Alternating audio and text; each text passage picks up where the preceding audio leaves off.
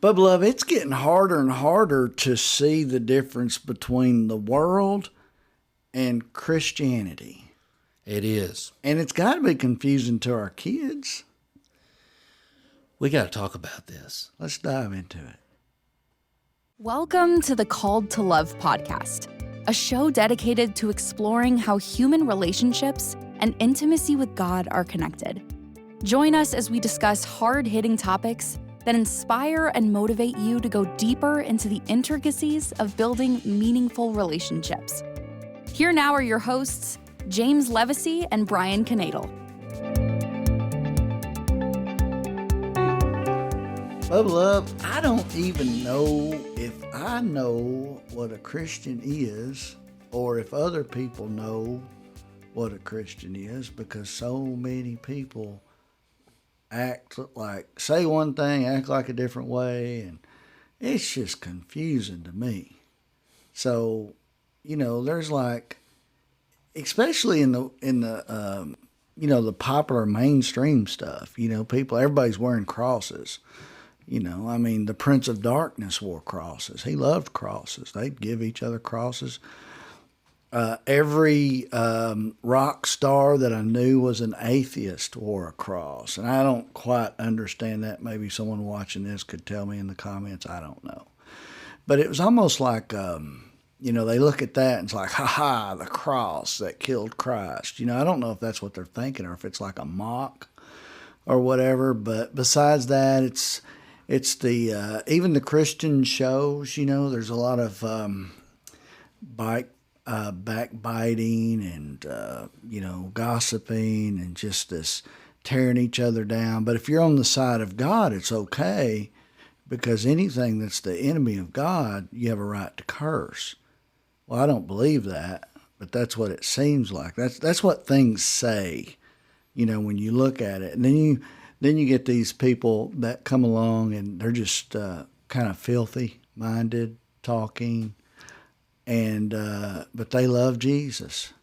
And so, people are looking around. I'm sure youngins are looking around, and they're trying to figure out, well, I guess if I just stay between the lines, I'll be all right. But if you really pay attention to what the Scripture says, it's talking about being holy. Just as I am holy, you are holy, as God talks about himself. That's good. What do you think about that? Well, you started off, and I love how you started it off. It really boils down to this. You are known by what you say and what you do. And our hope is, especially us who put our faith in the Lord, is to be more like him. And in the process of doing that, and we both been here, there's nothing like feeling so good at church.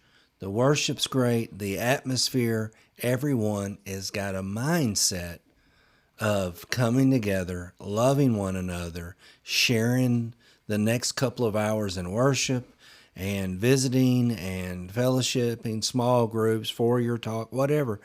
It feels really good. It feels good to come together with people that have a heart and a like-mindedness. But it's like the moment you leave and you step out of the church and get in the vehicle and you go back home, or you go to a restaurant, or you have to wait they tell you, a 20-minute wait. And it's really a 45-minute wait before you're like, hey, I'm about to go off on somebody. They told me 20 minutes, and then, the next thing you know, you finally get a table and everyone is miserable. Everyone's mad. So the whole journey of faith is, I've heard a person say this before. This leads into this. If it wasn't for people, I would be the best Christian. If it was just me and the Lord, I would be fine. If it was just me, the Lord, my Bible, my church, and worship music, I'd be good. If I don't have to be around another person, I would be fine. I would exemplify the heart of God. Yeah, it's almost like the test is, can you avoid other humans? And if you can, you can make it to heaven. Oh yes, yes. and the Lord just messed it all up at the Last Supper and said, I got a brand spanking new commandment. And of all things he could have said, love people like I love you. Love others as I've loved you. The hardest commandment in the universe. Well, it's like this. It's, if you really think about it, because I know people, and I've been, this way. Man, I'm going to go to this conference because I want it to change my life. I'm going to get something out of this conference. I've had people say this: I don't know what I'm going to do if something doesn't major happen at this thing I'm going to. And it's like, what? I mean, what do you... They're looking for a breakthrough. I really huge... need a change in my life. This is going to launch me. And the event is just it's like a fireworks show. After the 4th, there ain't going to be fireworks all week. That's over. It was beautiful, like you said. It felt good to come together in this thing. Man, you could feel the presence of God. And there's all these things going on. There's these events I'm going to try real hard not to call anybody out. I don't even have to say the names, but people will watch it. Oh, he's talking about me. People will come up to us and say, man, you got to go to this thing. And they are jacked up. I'm talking about, Brian, they are jacked up. I know like it. right then. And we're like, did you go to that thing? Oh, man, it was, dude. And they get these big eyes. Dude, you got to go. Dude, it'll change your life. Man, it's the best thing. And it's like, what's going on? Oh, man, I burned my whole world down, man. Yeah, I had to check in rehab last week. I just burned everything down. And it's because these things are fleeting. They feel good.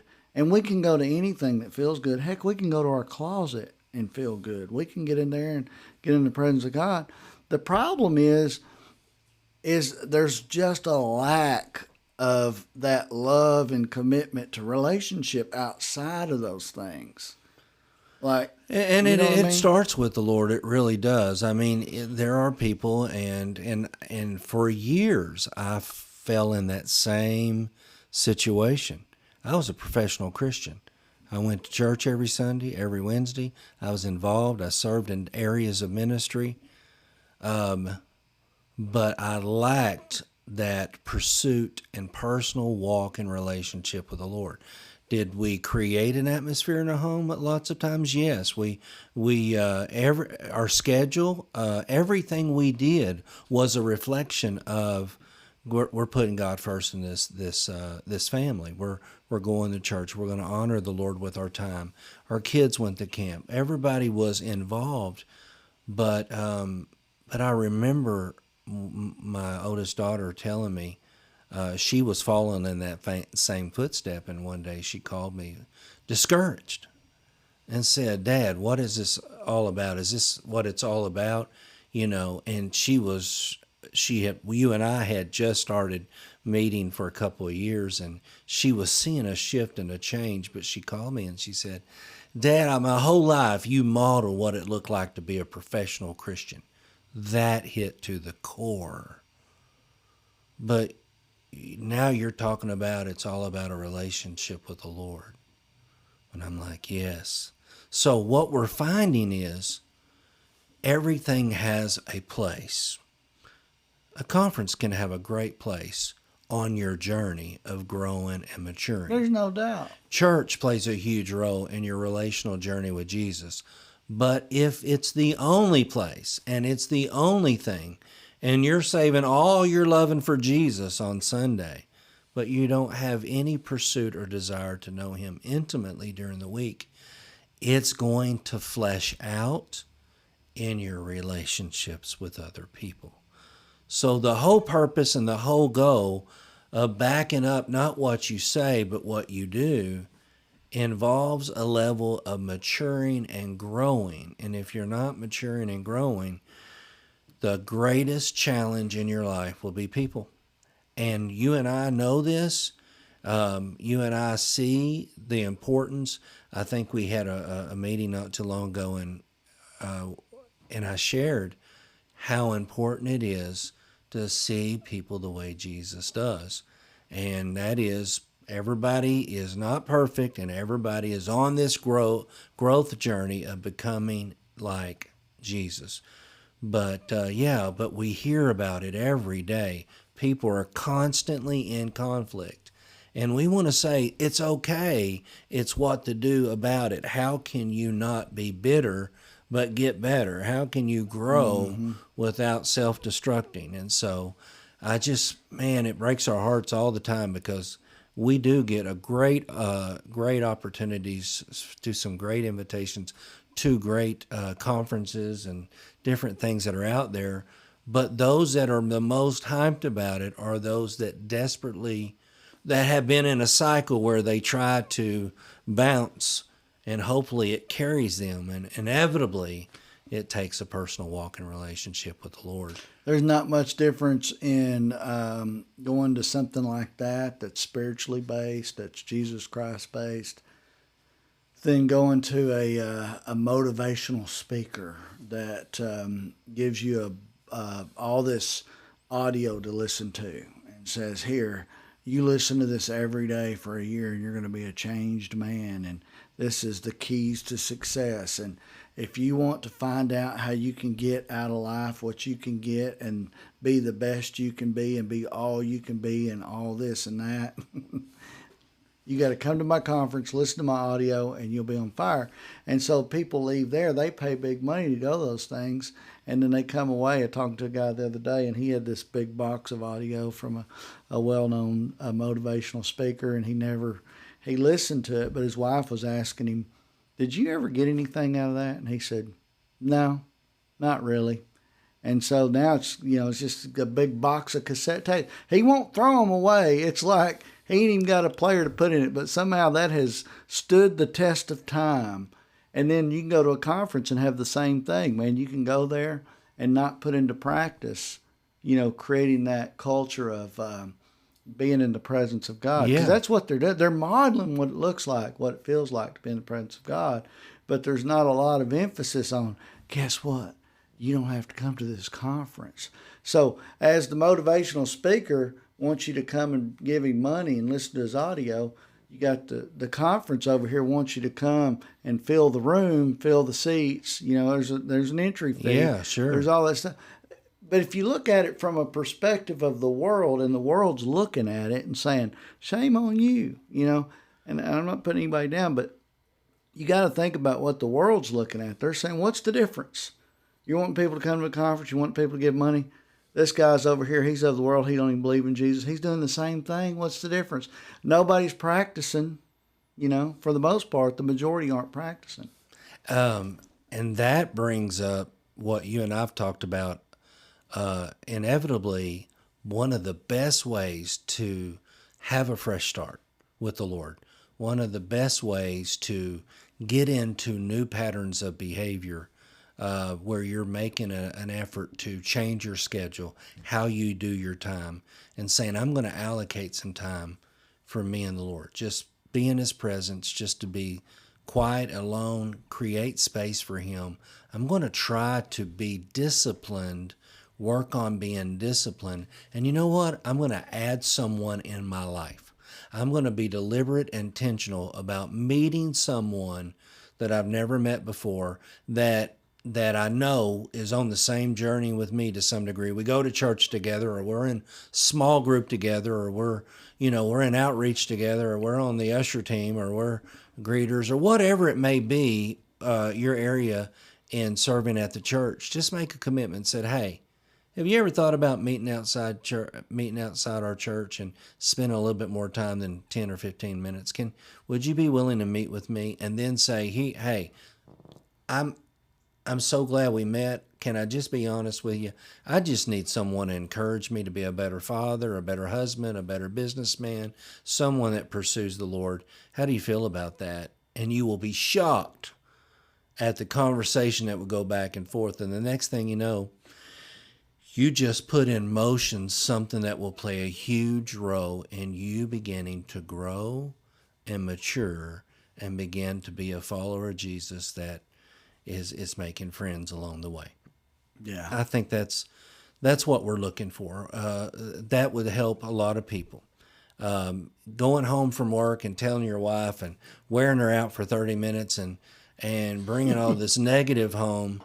Just go take a buddy and then come home after you filtered it all through your buddy and go, hey, babe, you know what? I got a lot to be thankful for. I'm grateful for my friend that met with me for an hour. Trust me, we needed to meet before I talked to you.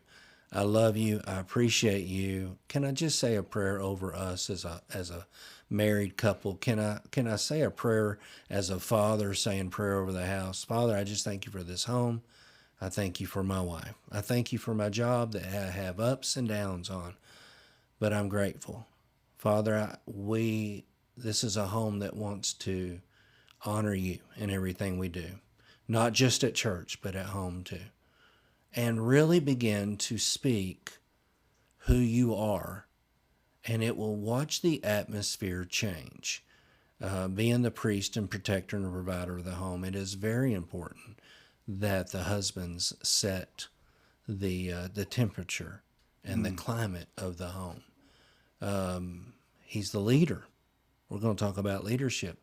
He is the leader, and people are going to follow and carry whatever he's carrying. So anyway, that's where it starts, and that's our heartbeat. But if there are people that are listening to us right now that are struggling every day, they're in this rut of just absolute exhausted, wore out, and they're needing to just vent.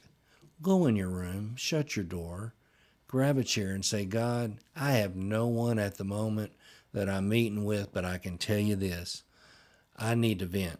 You see what's going on at work. I need a fresh start. I need a fresh change. I need you to give me wisdom on how to work with this person. I need you to give me wisdom on how to stay more productive. I need you to give me wisdom on how to budget. I need you to give me wisdom on how my relationships flesh out. All of these things the Lord wants to help you with the role of Holy Spirit in your life. And it's just, that's our heartbeat, is to see people grow. And it's all about people. That's who he died for. That's who he created on the sixth day. That's who he's coming back for. That's who he wants to rule and reign with. That's who he wants to spend eternity with. Well, people. The way you really know who's the Christians is the way they love one another. He said that's how you'll know, the followers. That's how you'll know my disciples, is the love they have for one another. So that's we started out, what is a Christian? What does it look like? I asked this guy the other day, he walked up to me with tears in his eyes, and he said, I'm done. I'm just done. I'm done.